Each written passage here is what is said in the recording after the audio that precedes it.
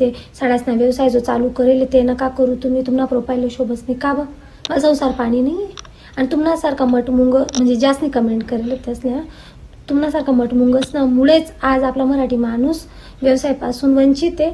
आणि या मारवाडी गुजर लोक जे आहेत त्या चांगला म्हणून पुढे येतच, कारण त्यासने जी विचारसरणी ना ती पण ब्रॉड आहे. आज एखादा IT वाला जो ज्याने 5-6 वर्ष IT मग काम करेल त्याने पगारले पण टक्कर देईन इथली आते म्हणे इन्कम आहे, मी नंबर नाही सांगाव पण आणि साड्यासनामुळेच आहे. तर मी का नको करू. मग काहीच ना म्हणून ताई तुम्ही प्रॉपर सेटअप लायसन नाही का, कुठेतरी शॉप टाका. का बरं टाकू शॉपनी गरज कोले पडत झाली, कस्टमरनी गरज राहस, कस्टमर गोया कराने ऑलरेडी म्हणा फॉलोअर्सच म्हणा कस्टमर रिव्ही जायला तर म्हणा बेटा ऑनलाईन ऑर्डर जाते, तर मला गरज नाही ना शॉपनी.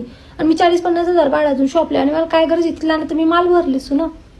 तर असं नका विचार कर. मान्य तुम्हाला मनी काळजी अरे पण कुठेतरी वेगळ्या पद्धतीतून आता हाय. मग तुम्ही म्हणशात इंस्टाग्राम पैसा देसून ताई तुम्हाला, इंस्टाग्राम काही कोले पैसा देसेन. जरी इंस्टाग्राम पैसा देतं ना तरी पण प्रत्येक गोष्ट म्हणजे प्रत्येक वस्तू व्यक्तीने जागा दुसरी वस्तू व्यक्ती लेतच राहस. हाय होऊन तर आपलं टिकटॉक ते पण गयच ना, तसं एक दिन इंस्टाग्राम पण जावा आहे. तो इंस्टाग्राम ज्याने चालू करेल तो आपला लाईक्स व्ह्यूज ना फायदा लिहिला नाही तर आपण त्याला इंस्टाग्रामला का बनी फायदा लिहायला पाहिजे. तर मला फॉलोअरच म्हणा कस्टमर व्ह्यूज आलेत, त्यामुळे मला जास्त हात पाय मारायची गरज नाही. चांगले संसार करी राहणू, गरम गरम नवराले पोराले खावाल दी राहणू.